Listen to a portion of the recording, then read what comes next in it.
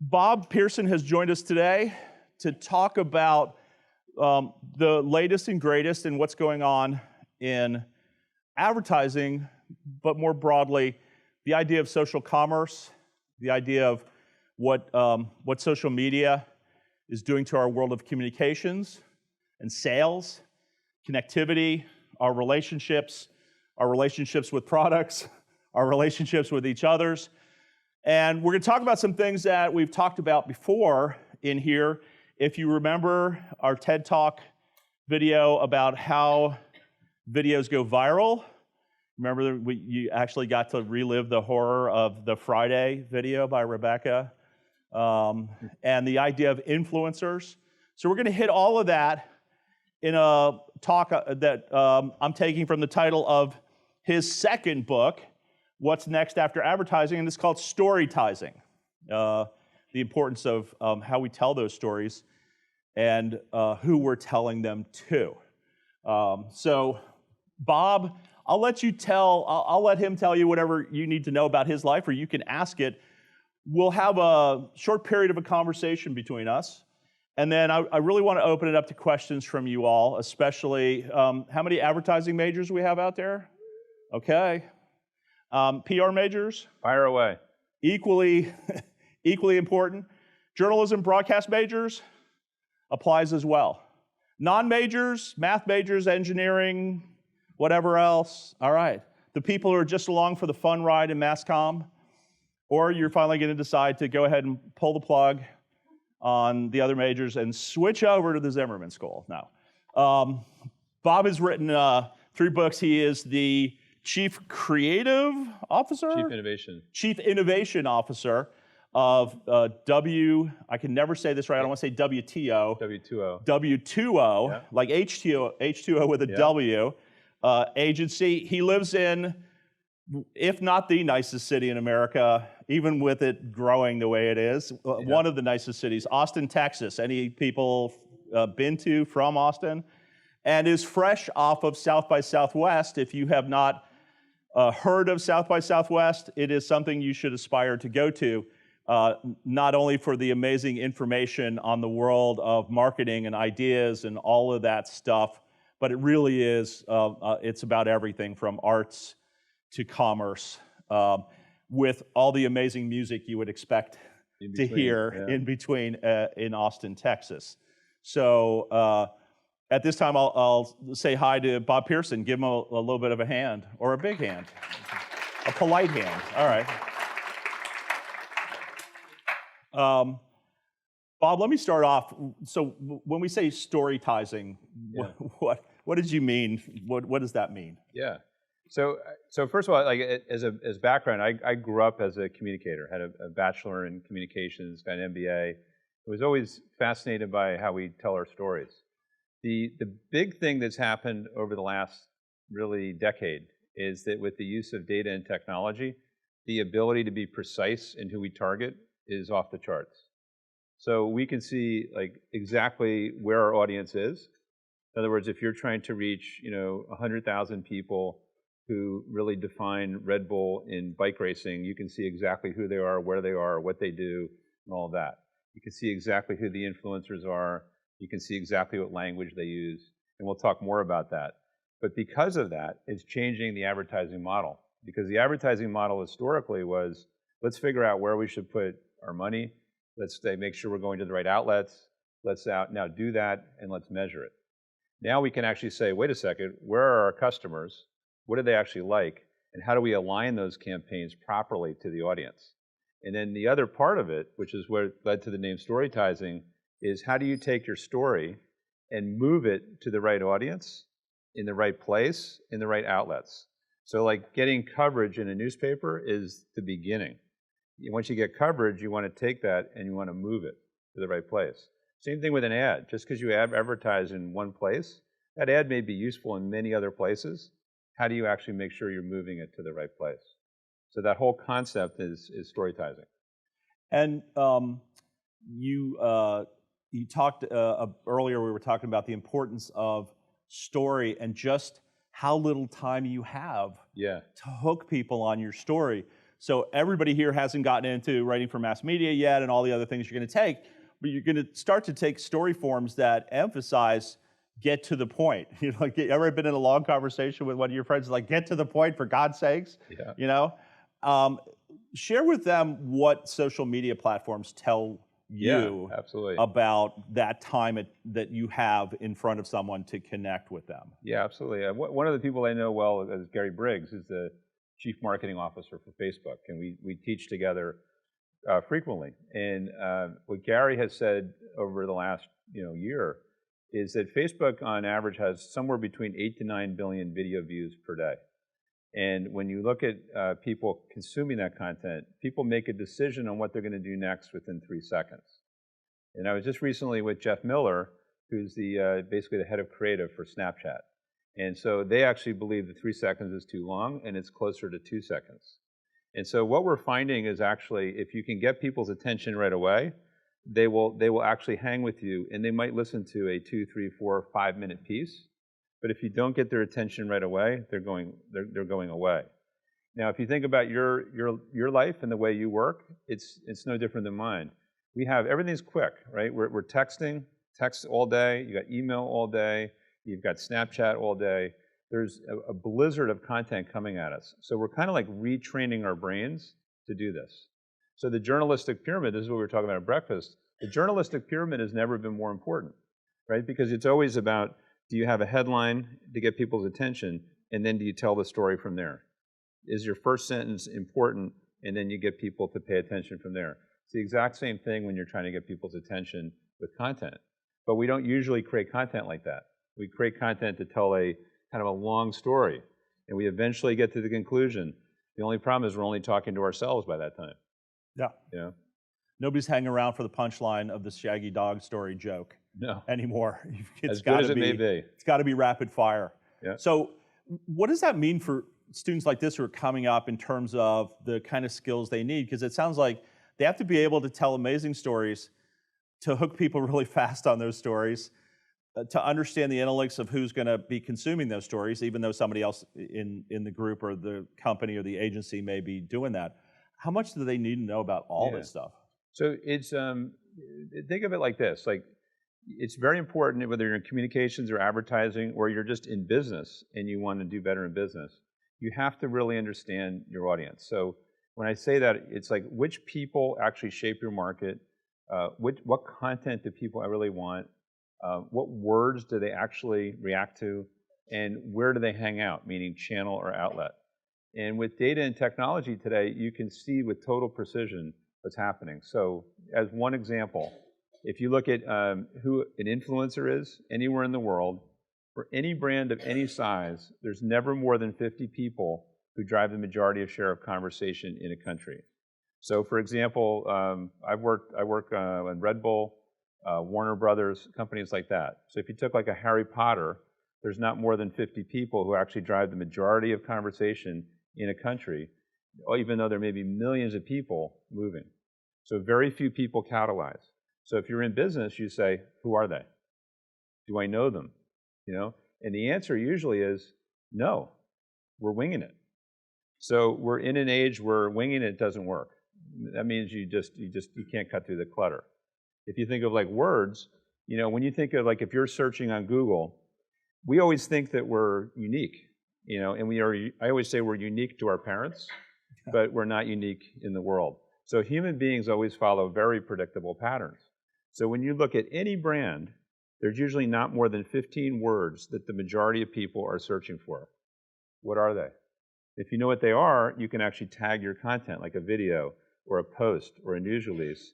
So you're basically making it easier for the marketplace when they search to find your content, right? So think of it as like aligning with your audience. Do I know enough about my audience that I can actually align with them? Now, I know we have some student athletes in here. I hate to call you out. Raise your hands. We have some baseball players, some track folks, some other. I know. So, a lot of sports people are. Do they fall into that influencer, or are they in the next level of folks pushing this stuff forward? And I guess, I should never ask two questions at once. My journalism teachers taught me that, but I will anyway. How do you get to be an influencer, I guess, is ultimately, some people, who wants to be an influencer, right? Okay? Who feels like they're an influencer, at least in their circle of influence? Okay.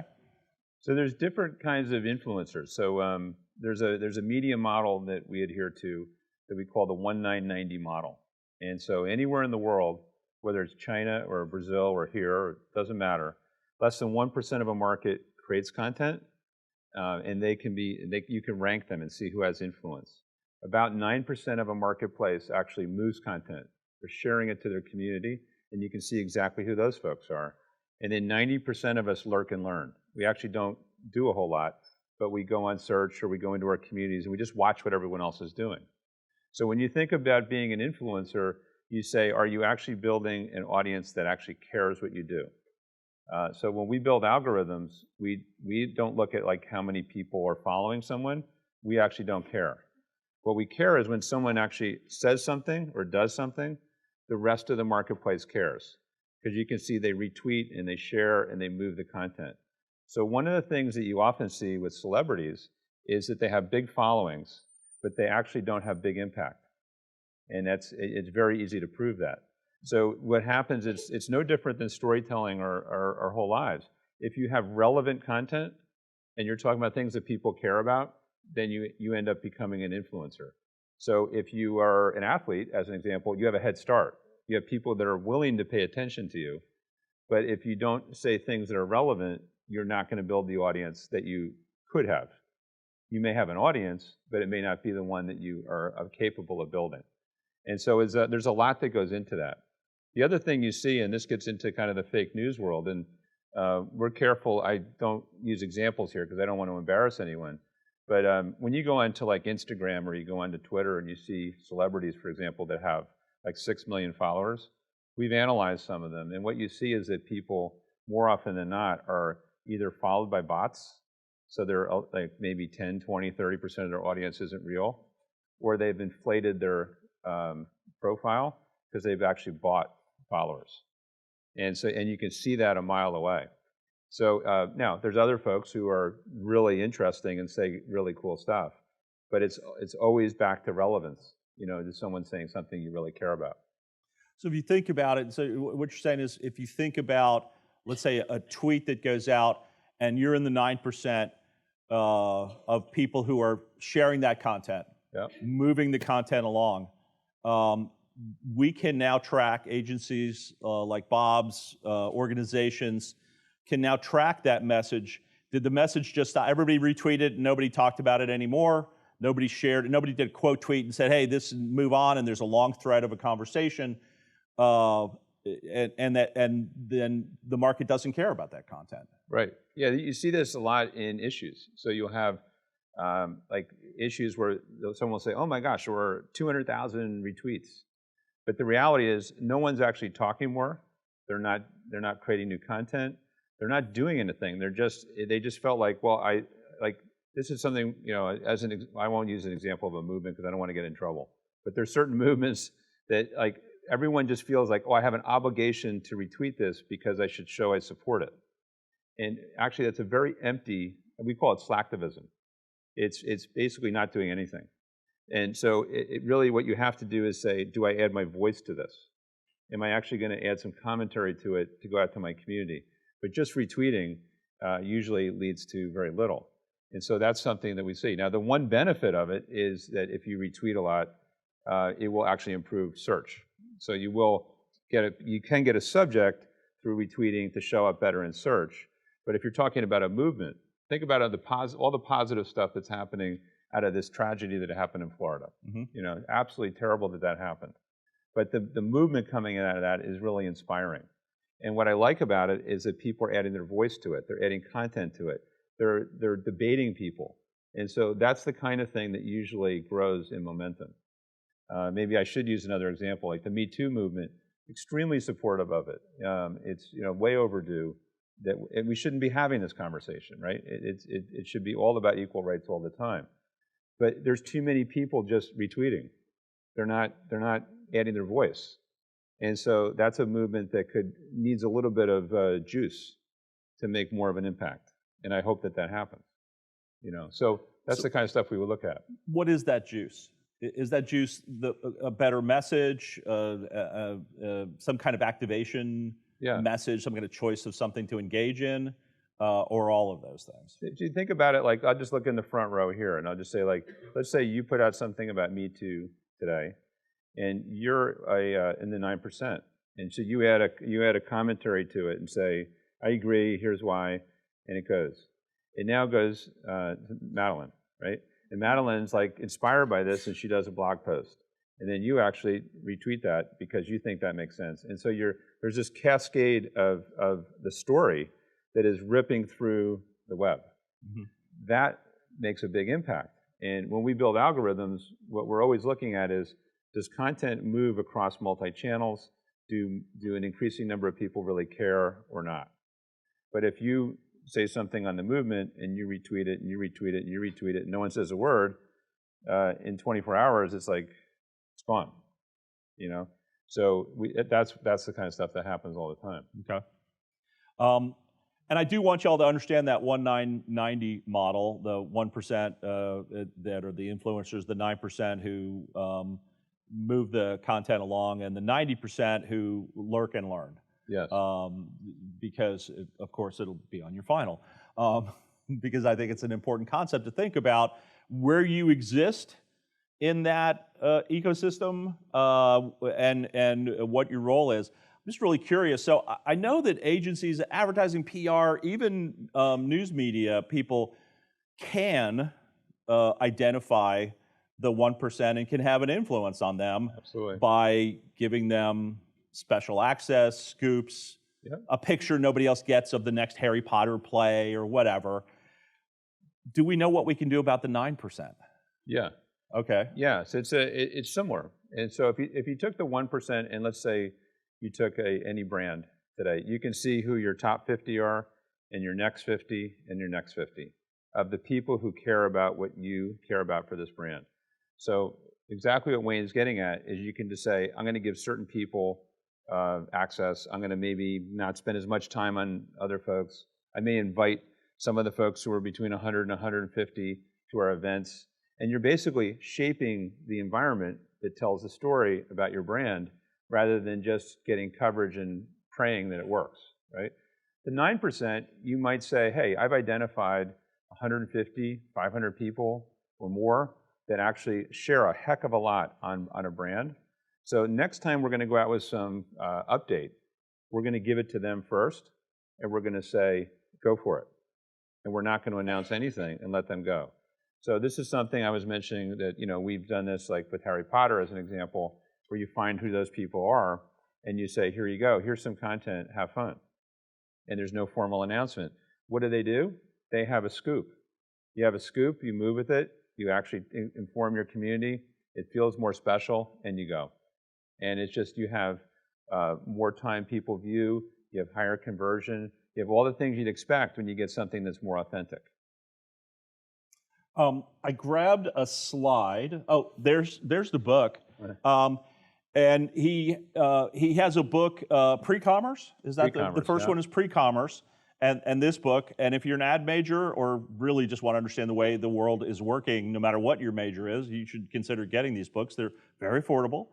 You have a brand new book out, though. Yes. That's Countering Hate. Countering Hate. Tell us about that. It's a little side project, I guess. It is. And so because of doing all this work for years on a positive side, on how you promote brands and all that, I also have gotten involved in issues management to protect companies against people who are quote-unquote antagonists or groups. That led to a chance to speak at the State Department years ago, and I started to teach at the Marketing College for the US State Department and taught on crisis management, which very quickly became how do we counter Russian disinformation and how do we counter terrorism. So in doing that, I now speak extensively at the State Department, and my co-author, Haroon Kayula, worked for the last 3 secretaries of state doing counterterrorism planning. So we said, okay, let's write a book that can reach people who care about how bias, hate, and extremism forms. And what we look at is how does the brain form, how do memories form, how do habits form, and how do we actually reach youth more effectively? So over time, over a generation or two, we can actually decrease the amount of hate and extremism we have in our world. So give you an example of this.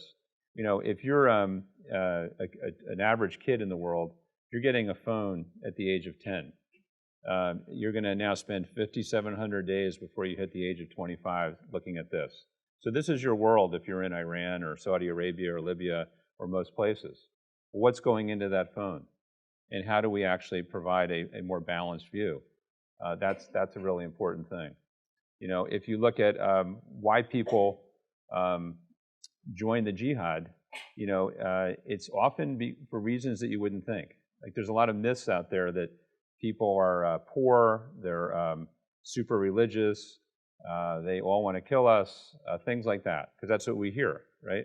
But the reality is they're getting recruited by, in the case of ISIS, they're getting recruited in ways that are very similar to how we recruit people to join the Marines or the Army here in the United States. It feels very patriotic. You feel like you're doing something for your cause. You might make some money for your family.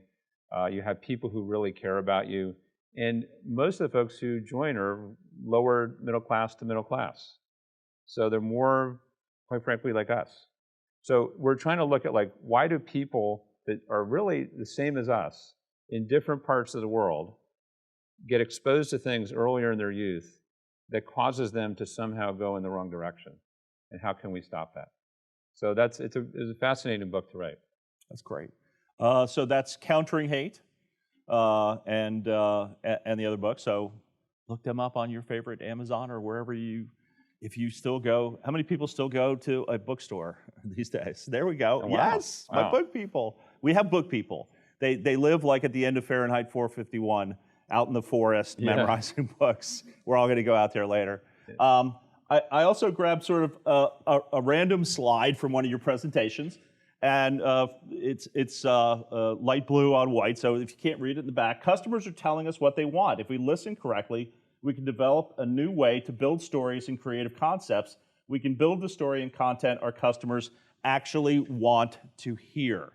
So this is not a new concept in class. We've talked about this a little bit, but when we say the content that people want to hear, don't people just want to hear crap? I mean, like if you look at like highest rated shows and the things that are really popular, some people would make the case, wow, that's not really, you know, where we want to be as a nation. How much does that problem play into what the customers want to hear, or is it how they want to hear the message that's more important? Yeah, no, it's so most companies, or organizations, or governments don't take the time to really understand their audience. They think they do because they've done some market research and they come up with campaigns and they put them out and they measure them and then they decide if they were good or bad. That's very old school. And so what you can do now is, let's just say I'm trying to reach everyone who is affected by breast cancer. So if I'm trying to do that, what I would do is to say, who am I trying to reach? Am I trying to reach women who would have breast cancer, or caregivers, or oncologists? Maybe it's all three. I can actually now use technology to go out and see, where are they?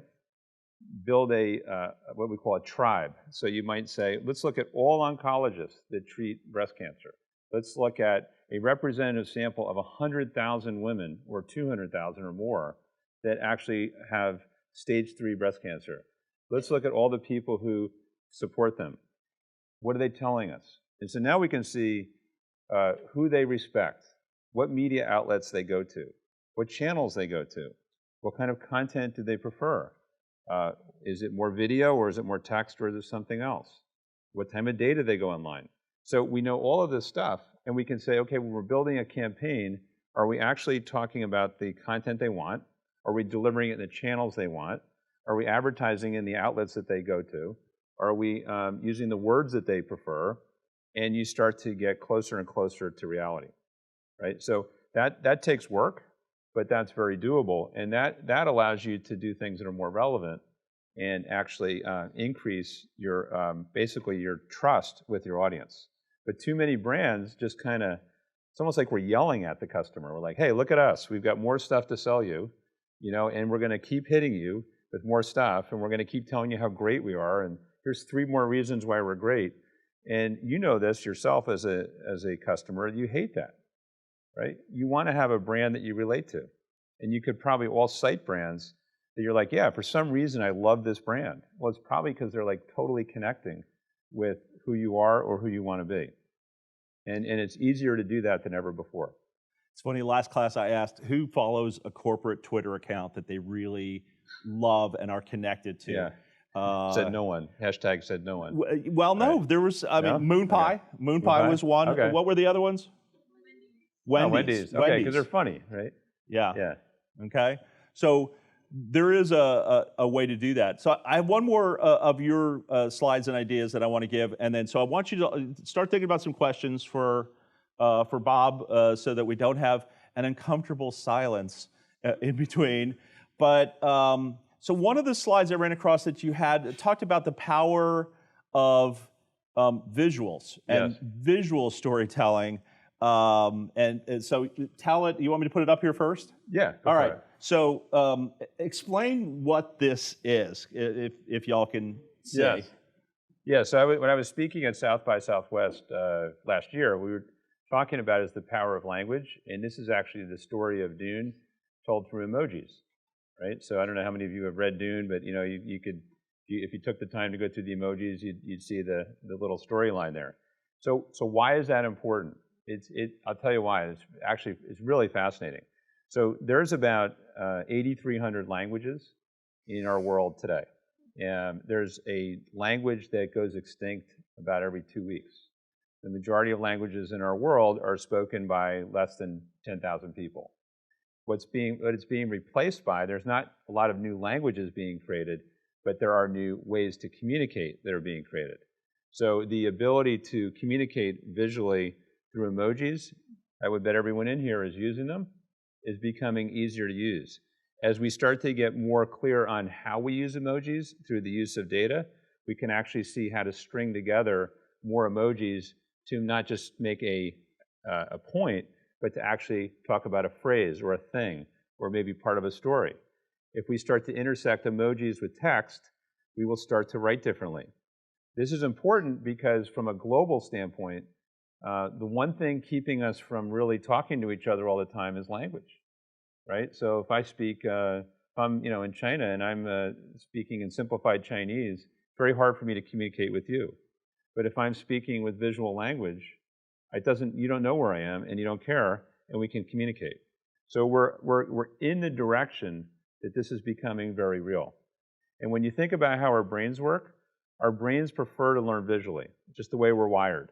So 2/3 of us would say we're visual learners. The reality is when you ask people, almost everyone says they like to learn visually, but visual and text is optimal. So there's going to be some version of this where we start to use what seems to be just kind of cute and funny to really move the needle in terms of how we break down barriers. Yeah, it's funny. It struck me as you're talking about that, and we talked about video games about, what was it, 2 weeks ago, right before spring break? Video games as a medium, not just like, oh, I have a game and I play this game, but it is a legitimate mass medium, and it's probably the most globalized because, and even some of our gamer friends were talking about people all over the world that they play with, because that you're playing a visual game and you don't always necessarily need language to be able to do that. Yeah, so that's a perfect example of that. The video gaming industry is bigger than most professional sports put together. It's a massive industry. So that's retraining how we think. Then you think about augmented reality and virtual reality. And augmented reality, to me, is much more exciting because it's becoming really easy to imprint something else on the world that we see in real time. So that is going to be like video gaming coming to real world. There's no reason now why you can't go into a store and actually say, okay, this rug that I want to buy, how would this fit in my home? Let me actually look at my home photo in here and figure it out right on the spot, right? You can already do that. So this is going to be like a very different way that we start to communicate, sell, do e-commerce, all of that. And that's, for me, I think it's a really exciting part. Yeah, and these concepts really apply to all of the fields that we have in mass communications. This isn't just an advertising concept or a public relations concept of targeting and storytelling. it has a lot to do with how we tell journalism stories or how we broadcast or how we do everything else. It's going to fundamentally change no matter what you go out and do. You're going to look back on the days like I used to do it and, and sort of laugh at the haphazard way that we did things because we didn't have those tools, not because we were idiots. The other thing is, how many people have seen Dune, the movie? There's probably 2 or 3, okay, 4, okay, very good. If you have not, and you want to see a very long science fiction movie starring Kyle MacLachlan, and you get to see the singer Sting in a codpiece, this is the movie for you. Yeah. So, add that to your Garcia's movie recommendation list. I know some of you have that going. Why don't we open it up to some questions? Who has a question? Too. Oh, yeah, there's... Yeah. Was there one in the back? We'll go over here. Yes, you.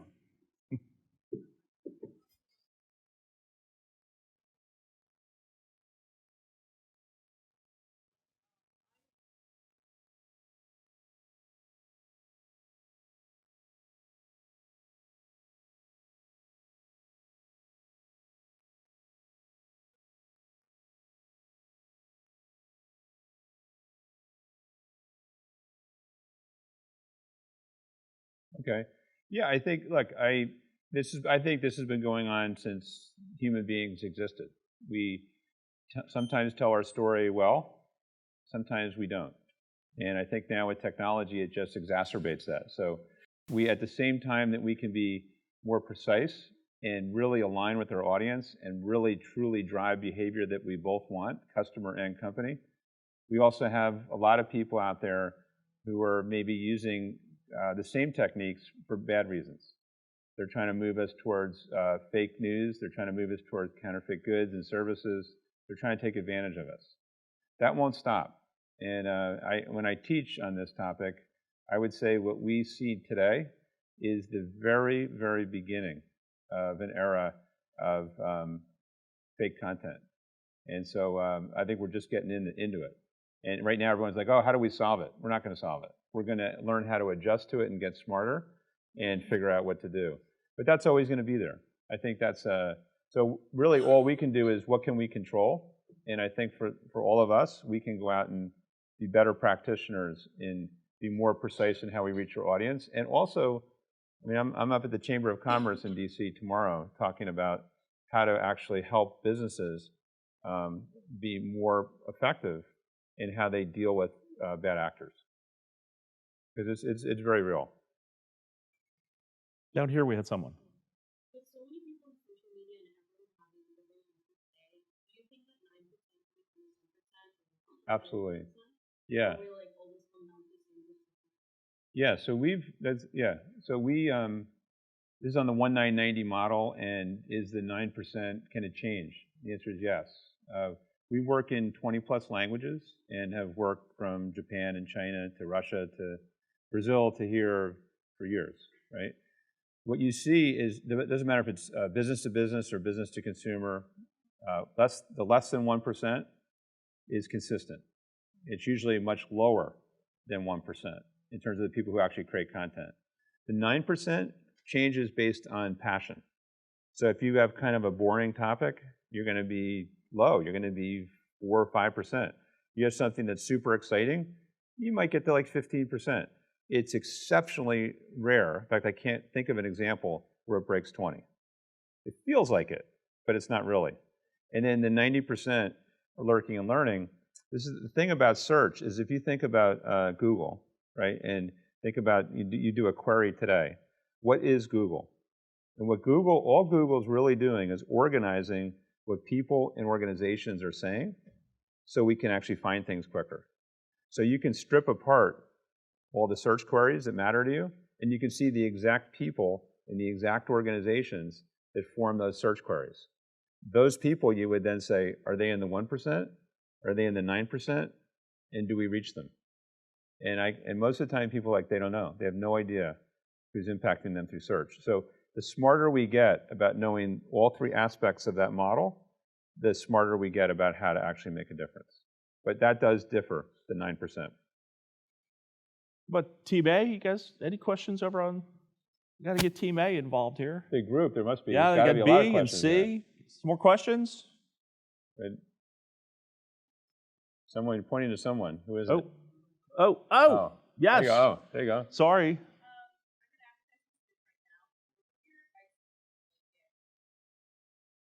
Yeah, like career advice. Yeah, thanks for asking that. So, I just very quickly. I mean, I started with a bachelor in communications. Went to work for a PR firm. Then I went into industry working for Ciba-Geigy, which is now Novartis, and then rose up the chain over time. The advice I got when I was your age was, which I still say to this day to everyone I talk to, is focus on skills and experiences. And it's good to go to agency, then to client, maybe government, and then back. Like, don't go to one place. Don't be in consulting your whole life. Don't be in a company your whole life. Move around. But also think of, am I picking up like search skills? Am I picking up advertising skills? Am I picking up media planning skills? And just like inventory that in your brain and say, am I actually doing that? Those folks, when they get in their 30s and 40s, separate from the rest of the pack. The folks who chase money and title, which is a lot of people, they usually just, that's all they do. And I see them all the time in their mid-30s, and we stay as far away from them as possible because they haven't learned a lot. They also don't have a curious brain anymore. They have a really nice car. And it's like, stay away. Go work for the competitors, right? So you want people who are continual learners. You're always focusing on skills and experiences. A skill is like obvious, like search, media planning, things like that. But an experience could be, I asked my wife if we could move our family to Switzerland when I went to go head communications for Novartis, right? And I thought, well, this would be a great experience. We have to learn German, although I didn't, they did, but I didn't. But it was still great for the family to do that. So you look at things that round you out, move to a different city. Just do things that keep opening you up. And then for a group like this, one of the things that we all fear at this age, maybe there's 2 people that don't, but almost everyone does, is speaking publicly in a powerful way. So how do you do that? You can't, you take classes here, that's a start. You have to make yourself speak every chance you get. And I'll never forget, it's like yesterday, I was about 23, and I was asked to speak to these marketers who just seemed like these big, amazing, smart people that I could never possibly be, but I had to speak to them, and what the hell do I know? And I made all these excuses for not speaking. And one of the product managers came into my office and said, "You're an idiot. Don't ever do that again. You speak every time you get, and I don't want to ever talk to you about this again." And I was like, whoa. So I went and I spoke, and I got through it. And of course, you realize it's like practicing a sport. You just have to keep doing it, and you end up getting half decent at it. It's extremely important in terms of articulating your concepts inside a company or to clients. Like, how do you actually present an idea? What do you focus on? How do you handle yourself? It's all related to learning public speaking.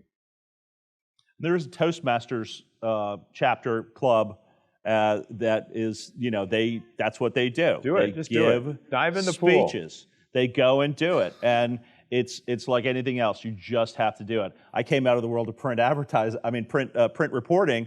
I didn't speak in front of people. I was a print reporter. I listened to people speaking. Right. So I was fortunate that I saw a lot of people speak, and I consumed a lot of that. So when it came time for me to get up in front of a class and try to do these things, I wasn't as brilliant as I am now, of course, as you know, right? But I didn't make it too much of a fool of myself because I had sort of seen this happen. So Toastmasters is the same way. People get up and speak, you see them speak, you go, oh, well, if they can do that, I can do that. I think the other thing I love that you said is the thing about curiosity. Yeah. If I could give a test of who's going to do well in mass communication, school, and the field, it would be a curiosity test, some kind of test of how curious you are.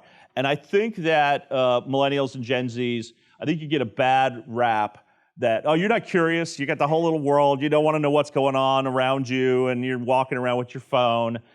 You're as curious as anybody else is. I think what we got to help mold with you is focusing your curiosity in a way that's professionally enhancing and and learning what to be curious about, because now you can be curious about everything in the world and it just gets overwhelming and your head just blows up like Scanners, the movie, you know, right?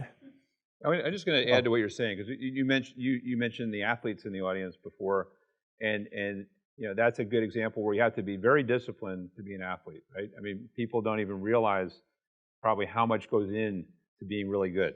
And so I think in business it's the exact same way. And when it's curiosity, what I always ask people that I work with is, what are you reading?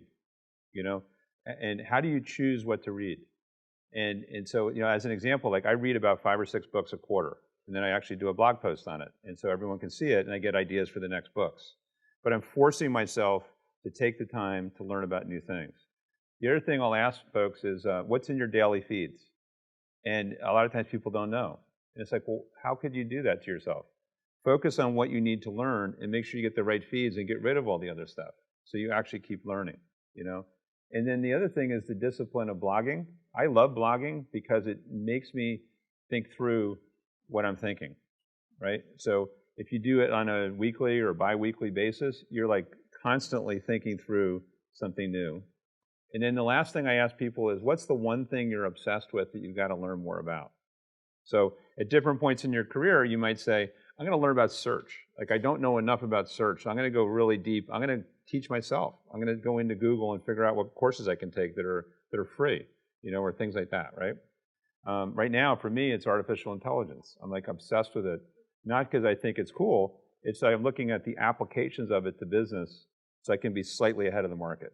But that's a multi-year commitment to try to learn that so you can get there. So there's always something. So that's what I think what curious means for you all as you get out of here, and you keep you're always a student. Yeah. You never stop being a student. And it's hard. It's hard because you've got 5 classes, you've got a life, you've got work, you've got family concerns. But a lot of this stuff you have to start to make decisions about, you know, where you're really going to put that pain and that effort. Like learning AI, yeah, there's not a 10-minute YouTube video that does the trick. I got it. It's right in here. It's like why can't this be like the Matrix, where they just dial up a program? I need to know how to fly a helicopter, and then boom, Keanu Reeves is flying a helicopter. You stay at a Holiday Inn. Well, you could, yes. Yeah. Back row, yes, ma'am.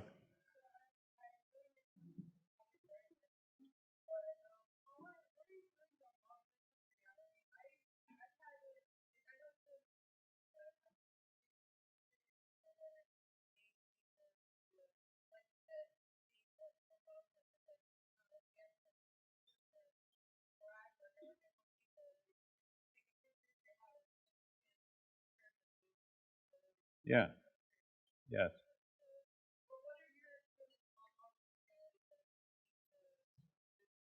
Yeah. Well, you just hit on a great example with Home Depot. So if you think about it, anywhere where you can improve the experience, if you're a retailer, like that makes your day, because you just made it much more valuable to come in and talk with someone and figure things out.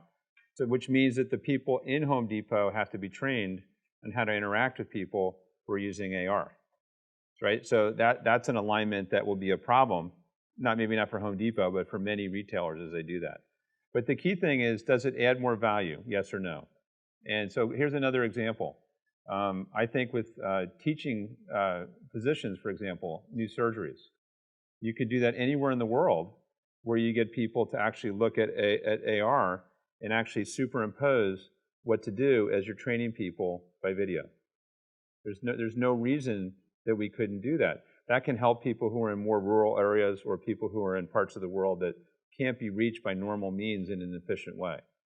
But it will most likely be pragmatic ways, like you can figure out a better paint color for your wall or things like that.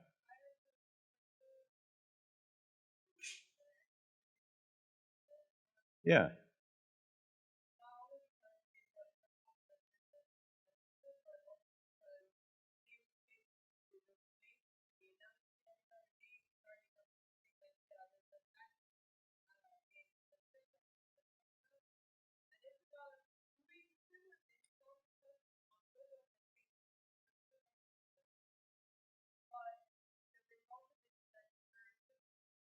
Right. Right.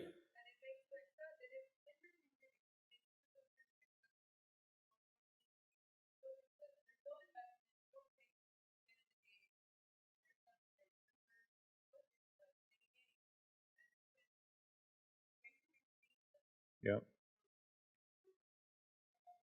Look, I think what you're getting at is if you learn by playing and you have your eye on the ball for business, the two can go together really nicely. So you just gave some great examples. Another one would be, probably folks don't do it as much anymore, but geocaching was a way that people got very aware of geolocation. I mean, we live in a world now where I can tell you which people by neighborhood are important to a brand because you can see where they are. I mean, you can see all this information. People don't always want to use that, but it's there. But geocaching got people into the habit of like understanding geolocation and going on kind of like treasure hunts in a way to find things. So I agree. Pokemon Go got me a little worried because for like a month or two, you like walk down city streets and everyone's just going like this. And I'm like, okay, someone's going to get killed here. You know, it's just a matter of time, unfortunately. I'm going to jump in between the next question just really quickly because we touched on this idea of, where everyone's at and that kind of thing. So how much danger is what we're doing now from the kind of things like the Facebook, Cambridge Analytica, the whole idea of society saying, wait a second, we're way oversharing. My guess is it's human nature to share, so that's not going to stop. But how much danger do you see all of these initiatives and these kind of ideas and data in terms of regulation? We saw stocks tanking yesterday because of this threat of regulation of tech stocks. Yeah, I mean, first of all, I take the opinion that Facebook will be fine. They'll continue to go as they are. They'll have a rough patch. Like, will there be some regulation? Probably should be some. But really, what's happening is that there's data coming out of us everywhere we go. I mean, you get in your car, you got data coming out. Your phone is telling everyone where you are. It's not about Facebook. We've just decided that it's okay that data is streaming from everything we do all day long, and there's really not too many ways that you could really turn it all off. It would be exceptionally hard. So it's not really, is it going to stop? It's not stopping. It's going to be, how do we use it more effectively? What should be regulated and what should not? And we will probably, typical of most situations, it will be like 10 years where we'll do it right sometimes and we'll goof it up in other times, right? But when you get into where it's really exciting, we're not that far away, for example, with genomic sequencing where, you go to Helix, for example, and you get your DNA sequenced. Well, we're not far away from getting reports that says, this is how you should eat. This is the nutrition program that would be best for you based on your genetics. This is how you should exercise. That's extremely helpful. Eventually, all the devices we have, like you'll have clothing that will just be emitting stuff related to what you're doing. You may or may not have to wear a watch anymore. You're going to have enough stuff going on that's going to be aggregated for you and coming into your phone and say, you should probably get new shoes. You're kind of leaning a little too much to the right. And you're going to be like, oh, that's actually quite helpful. I don't know that I would. And you check your heel and you, oh yeah. There you go. So we're going to end up loving data more. We're going to be at the same time becoming more aware of privacy than ever before. But I think we've already made a very conscious decision that we're okay trading privacy for things that benefit us. We're not okay trading privacy for people that take advantage of us. And I think that's what we felt with the Cambridge Analytica was that, okay, you're going to take advantage of me by doing a quiz and then use this. That's not cool. Screw you. But I think there's enough people out there looking at positive ways that they'll ultimately win the day. One more, at least. Yeah. So you mentioned something about like the 15 words that people search Yeah. for, and that's how by utilizing those you make your content appear faster. Like, is there a way for us to kind of capitalize on that and like learn from our and like things like the Instagram algorithm and like how can we learn about that and like use that to like Yeah, so an easy way to do it would be in just Google Analytics, or just go into Google and you're putting in brands or topics that you care about and just look at what people are searching for in terms of the volume. And without any analysis at all, you have a pretty good idea of what most people are searching for, words or phrases. If you get more sophisticated on it, what you're actually doing is you're building a profile of exactly who you want to reach, and then you're looking at how people search, and then you get even more precise. But you can do it for free to at least have an idea. And it's really interesting how human beings always heard. So if you think about, if I took USF football, right, and you said, how many questions can people ask? It's generally, we can't think of more than 200 to 400 questions about a topic. And actually, if you look beyond that, you realize people are just repeating themselves endlessly. So there's a very limited amount. So you can see what those are. If you answer those questions, like if you're a brand, and syndicate them out through social, you start to lead search more often. If you look at issues, there's 77 questions we ask over and over again about an issue. So when any issue hits, you can actually see where people are on the issue based on what they're asking. And it's basically around the 5 W's. Who, what, when, where, why, all that. If you look at language, it's about 15 words or phrases that drive the majority of search. It's less than 50 people who drive the majority of catalyzing a conversation in a brand. So we heard like crazy. Even channels. If you look at all the social channels out there, all of us don't usually use more than 4. A lot of times it's less than that. We just are not capable of doing that. If I'm an influencer and I'm writing constantly, I'm a journalist or blogger, I am usually influenced by no more than 4 people on a regular basis. But I don't even know that. So again, we make our world small, we make it easy to navigate without knowing it. And so you can see all those patterns. It's really fascinating, actually. Well, I'll provide to y'all, we'll tweet out some info on how to access those Google tools if you've not used them. It used to be really simple, just go to Google Trends and you can put that stuff in there. And now there's a couple other parts that you can access to really sort of understand, the areas you're interested in, and to also sort of see your own footprint. If you're not, how many people check their social media analytics in Twitter or Instagram, Snapchat, whatever? I assume they all have them. I mean, I got to put Snapchat back on my phone. I haven't used it in quite a while. They're doing a great job, I have to say. I'm impressed. There were more. They don't like the new format, by the way. Right? We heard this. We heard not this. going there. Not going right. there. That's like the But there were more than 1 trillion Snapchats last year, or chats last year. That's more than all the cameras in the world and all the pictures taken in the world together didn't equal how many Snapchats occurred with 159 million people. That's how crazy everyone is on Snapchat. It's unbelievable. If you're interested too, by the way, on LinkedIn, I do a weekly piece called Sunday Musings. So if you follow me on LinkedIn, you now know me. Feel free to do that. And it just take a topic like Snapchat or something like that and go deep. I just wrote one too, on Facebook Live recently, looking at an event like this. We just did all these events at South by Southwest. We had 16 hours of programming we did on marketing innovation. So you have an audience like this, and everyone counts the audience and says, oh, there were 100 or 150 people here. Well, the reality is on Facebook Live, you may have another 1,000 people that watch at the same time. And then you put that on YouTube, and Facebook Live is stored. You may hit another 5,000 people over the next month. So you actually spoke to more than 6,000 people directly, but it didn't feel like it, right? And that's a big change too that we're seeing, where we kind of misjudge where we are because we're not looking at the total impact of what happens, which is why analytics are also important. Yeah. I'll take one more. We're right at the 55-minute mark, and we want to go. There we go. One more.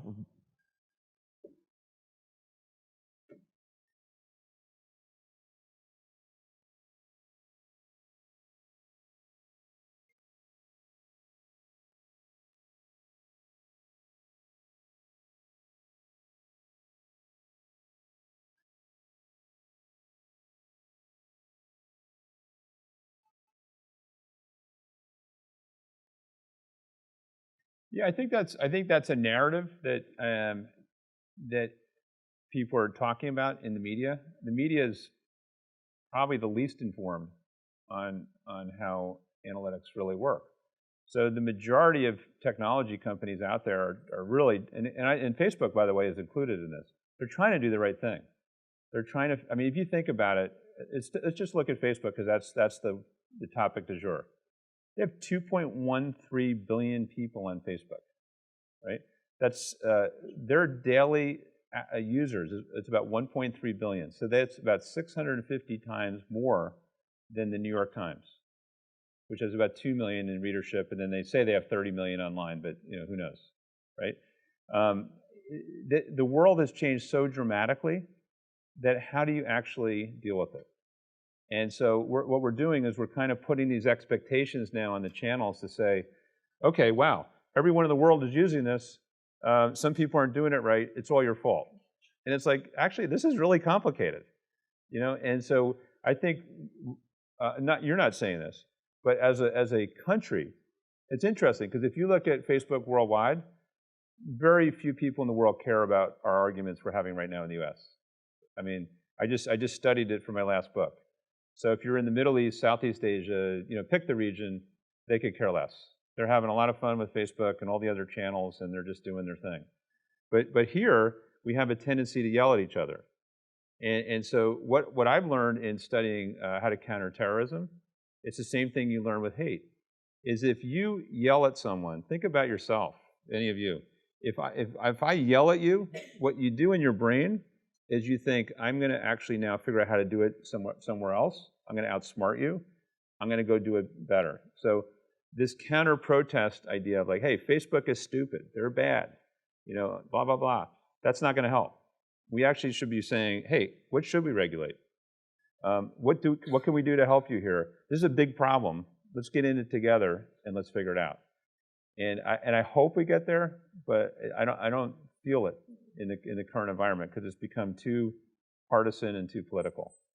Yeah. So the solution du jour is we got to get Zuckerberg in front of Congress and let them beat him up for an hour of good TV. Yeah, and he's and Mark Zuckerberg is someone who's been thinking about this problem for many years. I know his team, like they're trying really, really hard to solve this. So they need our support. Let's forget about Zuckerberg. Imagine like I was running a social media channel and you said, why don't you go out and publicly talk about everything that's happening that's bad? Why would I do that? I'm going to have Congress haul me in front for hearings. I'm going to have everyone say I'm a total idiot. I'm going to have everyone slamming me left and right. I'm going to lose my advertisers quicker. So I'm going to try to solve all my problems myself inside the channel as fast as I can, and then deal with the public outcry when it happens, right? So the same thing that's happening there, you take any channel, same thing. It's an issue across the board. Maybe a little less when you have a walled garden, like a LinkedIn, which is a little harder to get into. But Instagram or Twitter or other things, Twitter is a fantastic place if you're a counterfeiter to actually move people towards illicit goods and services. It's a big problem. We're not talking about that. So we have safety risks that are significant for our country that actually could hurt people's lives. You get the wrong products, the wrong medications. We don't talk about that at all, but we talk about that we had a political ad that we didn't like. Both are problems. Both need to be dealt with. But I can't wait till we kind of cycle through all that stuff. Great questions. Thank you so much. We'll be up here for a little bit if you want to come up and say hi and meet Bob. Otherwise, I will see you next Monday when we will continue talking about advertising.